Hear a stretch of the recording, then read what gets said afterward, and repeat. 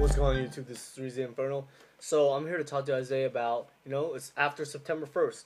The ban list is finally official. So I'm going to talk about the decks that have come back and some of the other decks and see what they've done, the ban list has done to these decks. So let's first start off with Plant Synchro, okay, or whatever you want to call that, plant deck. Synchrocentric. I think that's what the Konami calls it. It's really interesting that I brought back Spore because Glow Bulb was the more abusive card. Because if you Foolish Burial Glow Bulb, you can use it right away, but you need at least a graveyard setup with Spore. So I feel like that was a fair assessment to bring back Spore.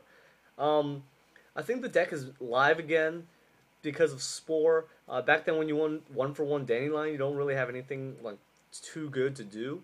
I mean, you can do like an unknown Synchron or something, but I've seen a few deck lists that come with Cyber Valleys, and that makes a lot of sense. When you 1-for-1 Dandelion into Cyber Valley, you could draw 2 and still have a plus or do other things. Like, there's a lot of other plays. And it's more of a control-based deck now. You run things like Card Trooper and Thunder King and Debris Dragons, and you try to, it's more of a control-based deck than an explosive, one-turn, crush somebody deck. Like it used to be, like Glow Bulb Spore, then you, like, OTK them. But now it's more of a, you do a lot more damage with the beaters in this deck but you also have your explosiveness. So I like the deck. It's still pretty decent. The next deck we're going to talk about is Windups. Windups, oh my gosh, people keep talking trash about Windups, and that deck is so explosive. I remember when I was talking to people, and they're like, yeah, if they hit Zen Mighty, that deck is dead.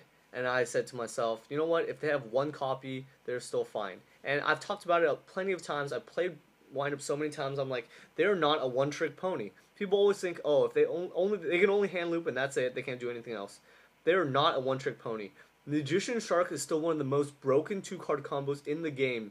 You can search them with Factory and Tsang. I just think windups are so broken. I will even make a whole video pointing out combos you can make with windups. Alright.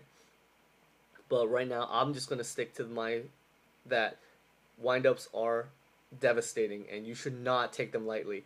I know that people who went to Toronto were not siding heavily for it, and I will tell you, if I went to Toronto, I would have brought my windups and I would have smashed them bitches. Alright?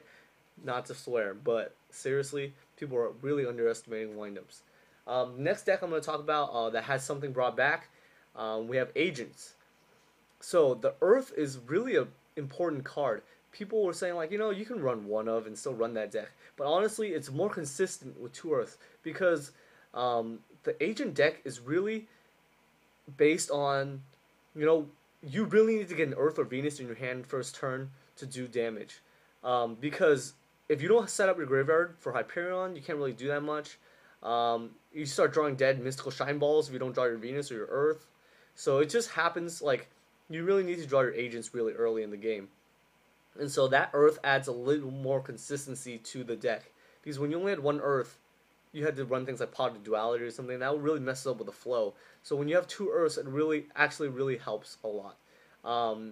This is still a really good deck because of the ability to drop 3 Hyperions on the field. Like you drop a Hyperion, pop something, pop their back row, and then drop 2 more. Or Hyperion also allows you to get Christia and other things. So I think Agents are still a viable deck. Dino Rabbit is still the same deck. Granted, it lost a Tour Guide and a Rescue Rabbit, but everyone lost a Tour Guide. And Rescue Rabbit down 1, not losing nothing else, really doesn't hurt the deck. I feel like it's still one of the most safest decks to run because of just how powerful Dolka and Lagia are. So in my opinion, Dino Rabbits are still a top tier. Now we have a deck that I like to talk about because people usually, they're really mixed about this. Dragons. How hard did Dragons really get hit? So first, they lost, I'd say, 3 cards. Okay, Future Fusion. Yes, that is a important card, but it's just a sack card. I feel like you shouldn't be able to just draw that card and sack someone with it. You should just have to beat them outright. So banning Future Fusion, like I've said before plenty of times, is a good thing. for the game. Now, red eyes to 1. I've also said this before. In my Banlist video, I said red eyes to 1, and it would be fine. And you know what? Most players, Dragon players, only ran 2 red eyes anyways. So, I mean, yes, you do lose 1 red eyes, but I just think it's more important so that you can protect your red eyes. So I would run the 3 copies of the Lance in the main deck to protect your red eyes. You really need to protect your red eyes now. You can't just like, oh, fling it around aimlessly, like, oh, bottomless, whatever, I have 2 more or I have 1 more, you know? You can't throw it around. You have to use it wisely. So I really feel like this format is actually really nice in the way that they took out cards that are not necessary and a lot luck based, and they made you, you know, make you think about when to use your power cards. Just like when you use Zen Mighty, they really want you to know when to use it right. You can't just aimlessly throw around the Zen Mighty, because if it gets bottomless, you're done. There's no more. Not like back then when there were 3 and you could just mess around and throw out a Zen Mighty and then it gets bottomless. You have to play safer. You have to make a Zen mains or something like that. You know. So I think Dragons are still a live deck. Oh, and the other card that hit, of course, is Tour Guide, but that's just a given. Another deck that I've been playing with is Dark Worlds. I have been playing Dark Worlds for a while now, since I haven't gone to any events after Long Beach, which I wanted to. I really wanted to, but Toronto got like $700 just for the flight, and it got too expensive. I couldn't handle it. But but Dark Worlds I've been playing with, and they're a really fun deck. I really like it in the fact that it's just really skillful. First of all, it's just a really fun deck. I love playing it. It's really easy to know what people side against you too, so I get ready for that.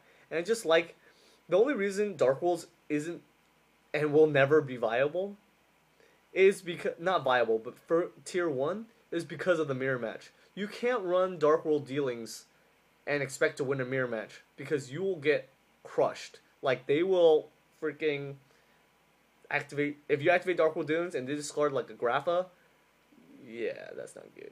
You get crushed or something like that, you know? So Dark World dealings, while it speeds up your deck, in the mirror match is like the worst card to draw, period. You just set it as a bluff and hope they Grapha pop it and don't pop something else. That's basically what it is in the mirror match. Or you can't even card destruct it, because you can't activate card destruction. You will lose.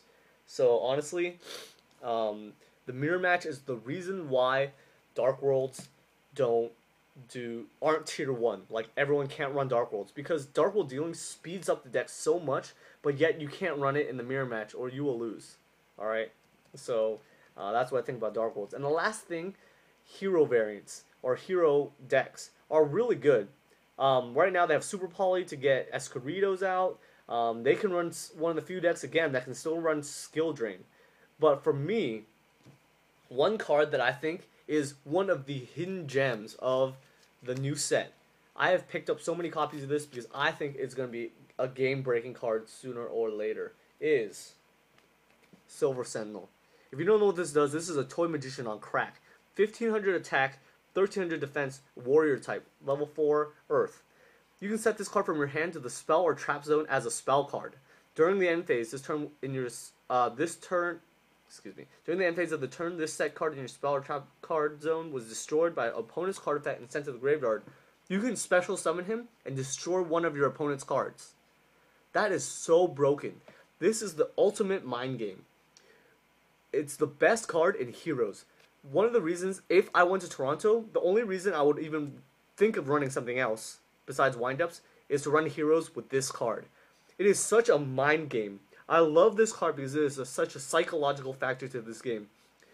Spell and traps, if you set them, if you can set monsters in your spell and trap zone, that is amazingly powerful.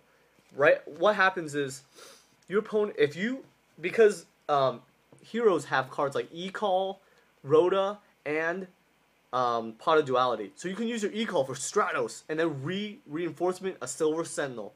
And since your monster count is so low in Heroes, that if you run Silver Sentinel, it could be a monster, but also a spell or trap. It is a deterrent from your opponents to blind MST something. Because they're gonna not know. So if let's say you have a Solemn Warning and a Silver Sentinel in your hand, okay, and or you reinforce for a Silver Sentinel, you show your opponent that you have it. Then what is your opponent gonna do? If you set one back row, they're gonna be like, oh my gosh, that's just a Silver Sentinel. I can't MST it. But then it's a Solemn Warning, and then you get away with it. Or you get away with setting this, and then they won't destroy it, right? Then it just really messes with their opponent. They won't know what to do. They won't Heavy Storm, they won't MST. Because if they don't OTK you that turn, they can't really commit to the field. Because your Silver Sentinel will come out and pop it. Also, it's a warrior, so you can make it Excalibur or Blade Armor Ninja with these. It's just really good in Heroes. I think this is one of the hidden gems of the set. And if I went to a YCS, if I weren't running Grind-Ups, I would run this. Straight up, I will tell you this.